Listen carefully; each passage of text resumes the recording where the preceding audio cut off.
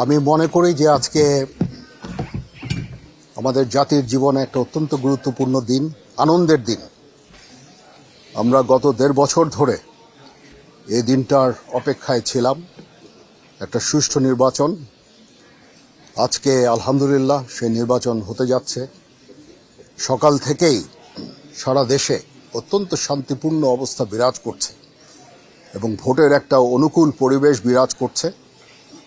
আমি সকালেই খবর নিয়েছি সারা বাংলাদেশের কোথায় কি হচ্ছে। আমার কাছে যে খবর সেটা হচ্ছে যে অত্যন্ত শান্তিপূর্ণভাবে নির্বাচন চলছে।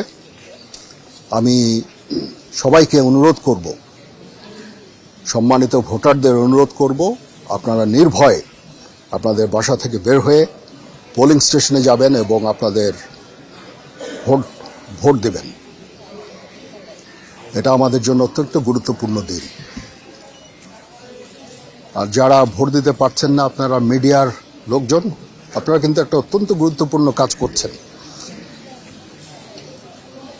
সারা দেশের পরিস্থিতি জনগণকে জানাচ্ছেন, জনগণ আশ্বস্ত হচ্ছে এবং তারা এই ভোট দিতে যাওয়ার জন্য উৎসাহী হচ্ছে। সবাই ভালো থাকেন। ইনশাআল্লাহ আমরা একটা সুষ্ঠু নির্বাচন সম্পন্ন করতে সম্ভব হব।